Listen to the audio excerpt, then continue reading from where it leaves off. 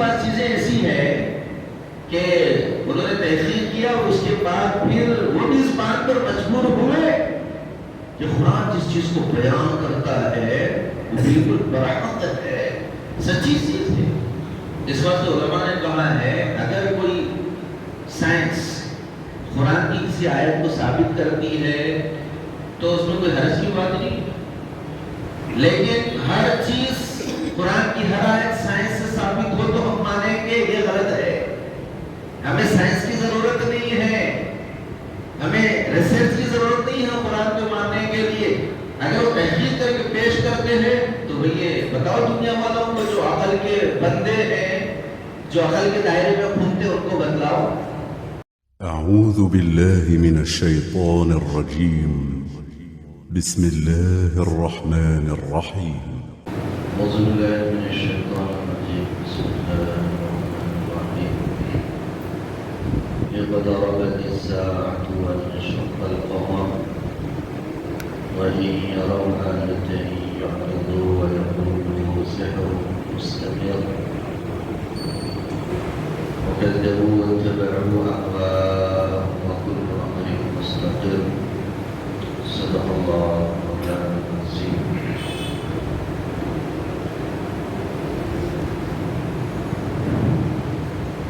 مطلب المقام حضرت سامعین کرام، اللہ تبارک و تعالیٰ نے قرآن مجید کو جو انسانوں کی ہدایت اور انسانوں کی رہبری کے لیے نازل فرمایا ہے،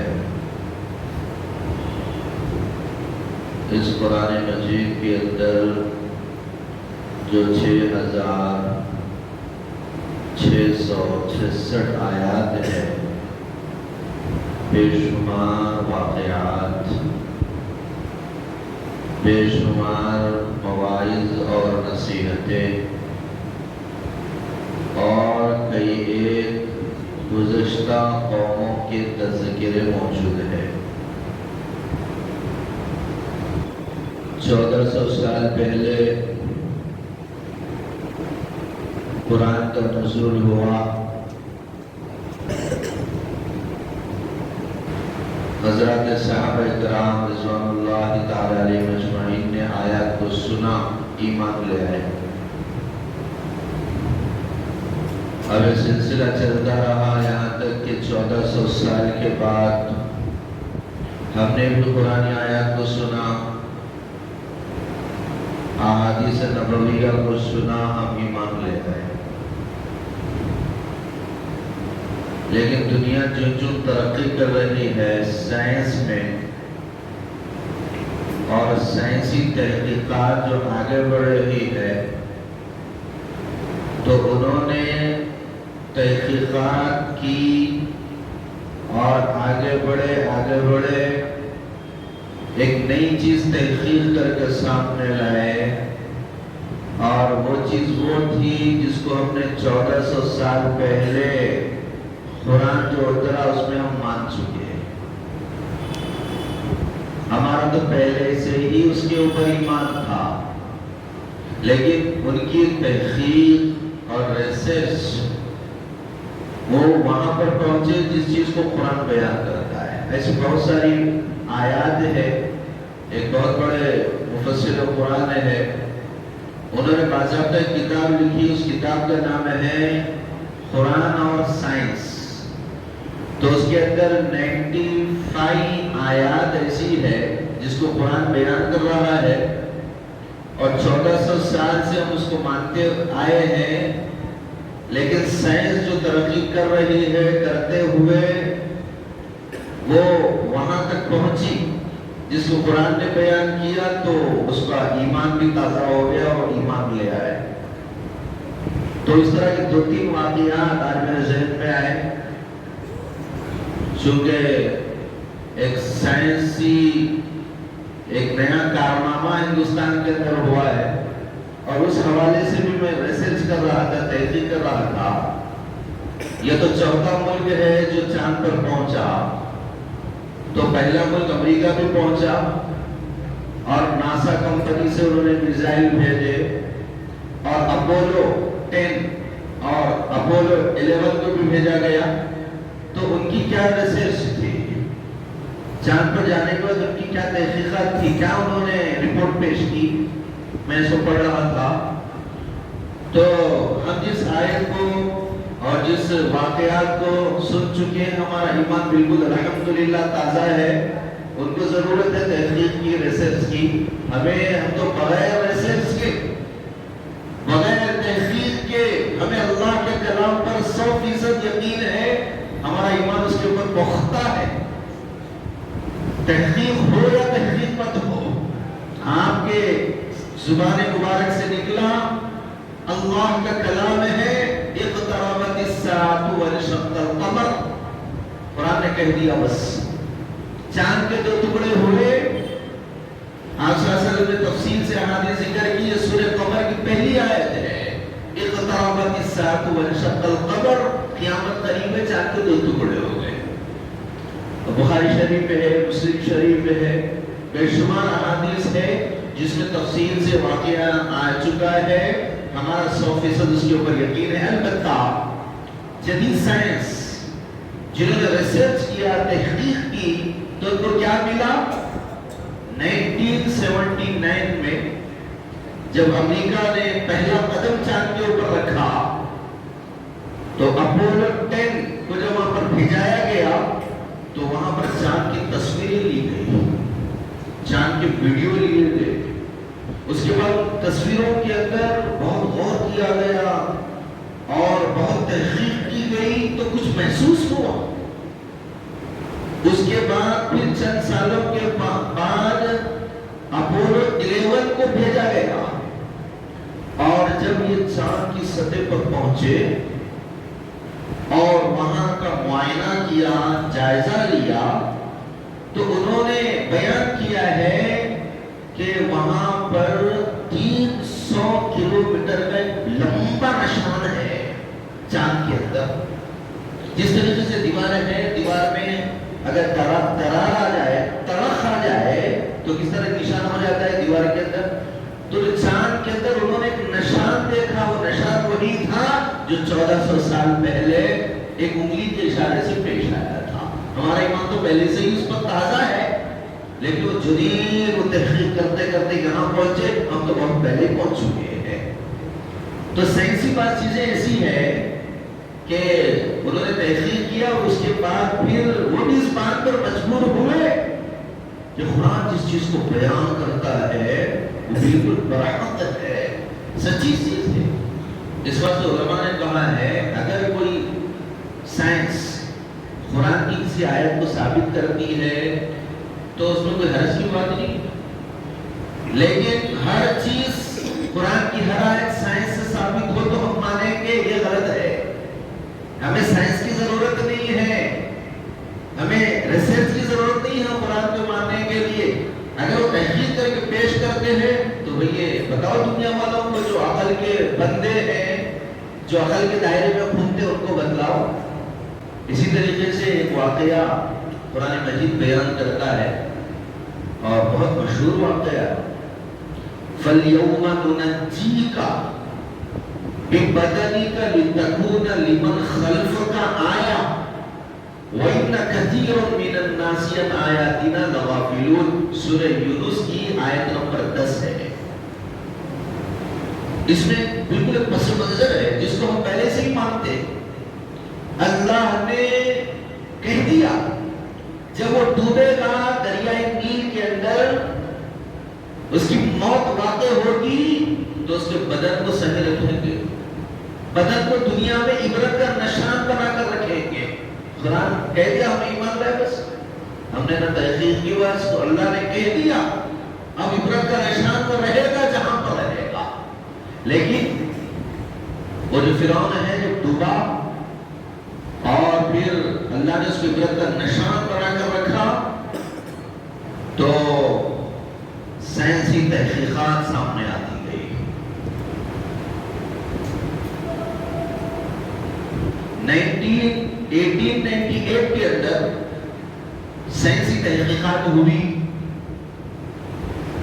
اور مصر کے علاقے قاہرہ کے اندر ایک میوزیم ہے، مصر میں ایک قاہرہ، وہاں پر ایک میوزیم ہے، اس میوزیم کے اندر کئی ایک لاشیں اور کئی ایک باڈی رکھی ہوئی ہے وہاں، جس کو وہ مومی کہتے ہیں، کئی ایک لاشیں رکھی ہوئی ہیں۔ تو ان میں سے ایک ایسی لاش ان کو ملی جس کے اوپر انہوں نے سرچ کیا، تحقیق کی، تو اس باڈی کے اوپر، اس لاش کے اوپر ان کو نمک کے ذرات محسوس ہوئے۔ یہ باڈی ابھی تک صحیح سالم کیسے ہے؟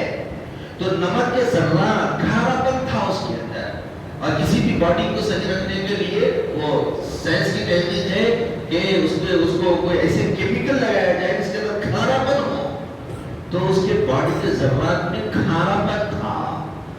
اس کے بال بھی محفوظ ہے، چہرہ بھی اس باڈی کا محفوظ ہے، ناک ہے، آنکھیں ہیں، اور جسم بھی نظر آ رہا ہے۔ پھر انہوں نے اور تحقیق کی اور ریسرچ کیا تو معلوم ہوا کہ اس باڈی کو، یہ باڈی کئی دن تک سمندر میں رہی۔ انہوں نے ریسرچ کیا، کئی دن تک سمندر میں رہی۔ اب سمندر کا پانی معلوم ہے آپ کو، کھارا رہتا، کئی دن تک، کئی سالوں تک سمندر میں رہی۔ اس کے بعد سمندر کے کنارے پر رہی، اس کے کئی سالوں تک ایسے رہی۔ اس کے بعد پھر ادھر ہوتے ہوتے ہوتے ہوتے وہ مصر کے اندر قاہرہ کے میوزیم کے اندر آئی، تو انہوں نے بنیادی طور پر جو محسوس کیا کہ سمندر اور سمندر کے اثرات محسوس کیے۔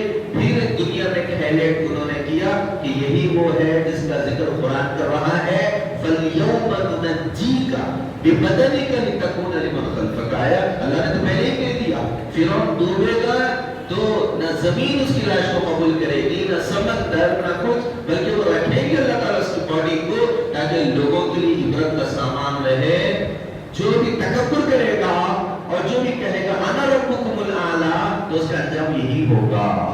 تو غرور کو، اس کی بڑائی کو نصف نابود کر دیا گیا، اور جو بھی اس لائن پر چلے گا اس کے لیے ایک سبب اور نمونہ بدلا دیا گیا۔ تو یہ بھی تحقیقی اور سائنسی چیز ہے، ایجاد جس کو سائنس کر کے یہاں پر پہنچی۔ اسی طریقے سے قرآن واقعہ بیان کرتا ہے، اصحاب کہف کا واقعہ۔ ہمارا تو پہلے سے ایمان ہے اصحاب کہف کا۔ سورہ کہف کے اندر وہ چند نوجوانوں کا واقعہ ذکر کیا گیا کہ وہ نوجوان بچنے کے لیے ایک غار میں پہنچے تھے، اور پھر غار میں اللہ تبارک و تعالیٰ نے وَلَبِثُوا فِي كَهْفِهِمْ کہ اس غار کے اندر 309 سال تک سوئے رہے۔ پھر اللہ تبارک و تعالیٰ نے اٹھایا، ایک لمبا واقعہ ہے۔ اس کے بعد پھر اللہ کو جب منظور ہوا وہ اسی غار میں گئے، پھر اللہ نے ایک ساتھ ان پہ موت طاری کر دی، ان کی خبریں وہیں پر موجود تھیں۔ یہ قرآن اتنا کہا کہ پھر ان کا انتقال ہو گیا۔ اب یہ واقعہ تو ہو گیا، اب تحقیق شروع ہوئی، سائنسی تحقیق 1963 کے اندر، 1963 میں تحقیق ریسرچ شروع ہوئی۔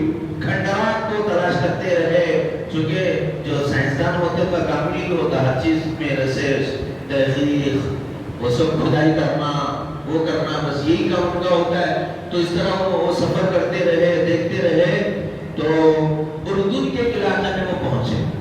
اردن کا ایک علاقہ تھا، اور وہاں پر ایک شہر ہے، شہر عمان۔ اس کے 7 کلومیٹر پر ایک گاؤں تھا، ویران گاؤں، اس کا نام لکھا ہوا ہے الرقیب، الرزاق، اس گاؤں کا نام۔ وہاں پر پہنچے، اور وہاں پر پہنچنے کے بعد ان کو ایک غار نظر آیا۔ اس کا راستہ بہت تنگ تھا، چھوٹا تھا راستہ۔ اس کے بعد پھر وہ جب اندر جا کر دیکھے، بہت اندر بڑی کشادہ تھی وہ۔ اس کے بعد وہاں پر 7 قبریں تھی پتھر کی بنی ہوئی، اور ایک الگ سے ایک قبر الگ سے بنی ہوئی تھی۔ اس کے بعد پھر انہوں نے اور تحقیق کی تو وہاں پر 7 قبروں کے اندر ہڈیاں ملی۔ اس کے بعد انہوں نے اور بھی تحقیق کی تو معلوم ہوا کئی 100 سال پہلے وہ اصحاب کہف کا واقعہ پیش آیا تھا۔ وہ لوگ بھی یہی آئے تھے، ان کا انتقال ہوا تھا، وہاں کو دفن کر دیا گیا تھا۔ اوپر مسجد آج بھی ہے، وہ قرآن میں ذکر کرتا ہے کہ ان کو دفن کیا گیا، ایک مسجد بنائی مسجد تو باقی نہیں ہے، مسجد کی کچھ علامات باقی ہے.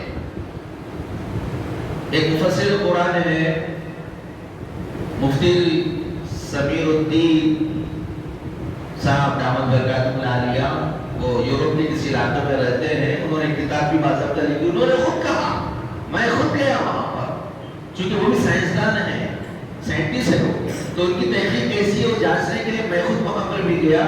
تو میں نے واقعات وہ تمام چیزیں وہاں پر اردو کے اندر اس شہر الرقیب کے اندر وہ تمام چیزیں پائی. تو قرآن تو پہلے ہی بیان کر چکا ہے، اور تحقیق کرتے کرتے لوگ وہاں پہنچ کر اس چیز کو ہائلائٹ کرتے ہیں. تو گویا کہ یہ ان کے لیے ہدایت کا ایک سامان بن جاتا ہے. اور بہت ساری علامات اس کی بیان کی گئی. اور ایک آخری واقعہ قرآن کے اندر وَقُضِيَ الْأَمْرُ وَاسْتَوَتْ عَلَى الْجُودِيِّ وَقِيلَ بُعْدًا لِلْقَوْمِ الظَّالِمِينَ. یہ سورہ ہود کی آیت نمبر 44 ہے. اس میں اللہ تبارک و تعالیٰ نے بیان فرمایا جب پوری دنیا کو طوفان نے گھیر لیا تھا، ہر جگہ پانی تھا، حضرت نوح علیہ السلام کو کشتی بنانے کا حکم تھا. وہ کشتی میں سوار ہوئے تو وہ کشتی جاتے جاتے جودی پہاڑ پر رکی تھی. جودی پہاڑ پر قرآن بیان کرتا ہے وَاسْتَوَتْ عَلَى الْجُودِ، وہ جودی پہاڑ پر رکی کشتی. اہل ایمان محفوظ ہو گئے، تمام کافرین غرق ہوتے ختم ہو گئے. قرآن بیان کیا ہمارا ایمان تو تازہ ہے پہلے سے ہی. اب ریسرچ شروع ہوئی. 2010 کی بات ہے، چین کے سائنسدانوں نے، ہو سکتا غالباً انہوں نے پڑھا ہو، تو چین کے سائنسدانوں کی ایک جماعت وہ ترکی پہنچی، اور ترکی کے شمال میں ایک صوبہ ہے اگری، وہاں پر ایک بہت بڑا پہاڑی علاقہ ہے، بہت بڑا پہاڑی علاقہ. اور وہاں پر ایک پہاڑی کا نام ہے کوہ ارارات. کوہ ارارات انہوں نے تحقیق کی. وہ بڑی بڑی اونچائی، اونچے ٹیلے، اونچے پہاڑیاں دیکھتے دیکھتے کوہ ارارات جب ہم پہنچے تو انہیں وہ کشتی ملی. کشتی تو نہیں تھی بلکہ خالی نشان تھا بہت بڑا. جس طریقے سے کسی چیز کو آپ زمین کے اوپر رکھ دے تو جیسا زمانہ گزر جاتا ہے تو خالی ایک نشان باقی رہ جاتا ہے، وہ چیز پوری ختم ہو جاتی اور وہ چیز مٹی میں مل جاتی. تو اس طریقے کی اس جودی پر معلوم یہ ہوا کہ بھی تحقیق کرنے کے بعد وہی پہاڑی ہے جہاں پر وہ کشتی آ کر رکی تھی. تو پھر وہ لوگ اسلام سے متاثر ہوئے. تو قصہ مختصر یہ ہے کہ سائنس تو ہر زمانے میں رہی ہے، ان کا کام یہ ہے کہ وہ ریسرچ کرتے ہیں، تحقیق کرتے ہیں. تحقیق کر کے اگر صداقت تک پہنچ جائے تو ان کا کام یہ ہونا چاہیے کہ اس صداقت کو مان کر اسلام میں داخل ہو جائے. ان کا کام یہ ہونا چاہیے، اصل کام اس حقانیت کو اور اس سچائی کو پہچان کر معلوم کر کے پھر اسلام کے اندر داخل ہو جائے. ہوتا یہ ہے کہ اس میں سے کچھ ادھر آتے ہیں، کچھ اسی اپنے انداز پر باقی رہتے ہیں. تو غرض یہ کہ قرآن مجید جو ایک معجزہ ہے حضور اکرم صلی اللہ علیہ وسلم کا، جس کی ایک ایک آیت میں صداقت ہے، سچائی ہے، چڑھتے سورج کی طرح سچائی ہے. لوگ اب جا کر دریافت کر رہے ہیں. حضرات صحابہ کی شان تو یہ تھی، انہوں نے بغیر کسی کے سنتے ہی اس کے اوپر ایمان لائے. اور آج ہم بھی انہی کے نقشہ قدم پر ایک ایک آیت پر، ایک ایک حرف پر، ایک ایک نقطے کے اوپر ایسا ایمان لاتے ہیں جس طریقے سے چڑھتے سورج کی روشنی پر کسی کو شک نہیں ہوتا، ہر ایک کو یقین ہوتا ہے. اس طریقے سے ہمارا بھی قرآن مجید کے واقعات پر، آیات کے اوپر پکا یقین ہے. تو غرض یہ کہ سائنس جو بھی بتلاتی ہے اگر وہ قرآن کے موافق ہو تو ان کی ہمت افزائی کرنا چاہیے، حوصلہ افزائی کرنا چاہیے. اگر قرآن کے خلاف بکتے ہیں تو اس کو ریجیکٹ کر دینا چاہیے اور یہ کہنا چاہیے کہ تمہاری تحقیق ابھی وہاں نہیں پہنچی جس کو قرآن بیان کر رہا ہے. تمہاری ٹیکنالوجی وہاں نہیں پہنچی جس کو 1400 سال پہلے محسن انسانیت صلی اللہ علیہ وسلم بیان بغیر کہ اللہ تبارک و تعالیٰ نے بہت انمول کتاب، انمول تحفہ کتاب ہدایت ہم کو عطا کی ہے. اس سے ہم وابستہ رہیں، اس کو پڑھتے رہیں، اس کی تلاوت کریں، اس میں تفکر کریں. نوجوانوں سے بھی میں خاص گزارش کرتا ہوں، آپ بھی سائنسی میدان کے اندر، تعلیمی میدان کے اندر، لکھائی پڑھائی کے اندر پڑھیں، آگے بڑھیں، اسلام کا نام بھی روشن کریں اور ملک کا نام بھی روشن کریں. Thanks for watching. Don't forget to like, comment, share and subscribe to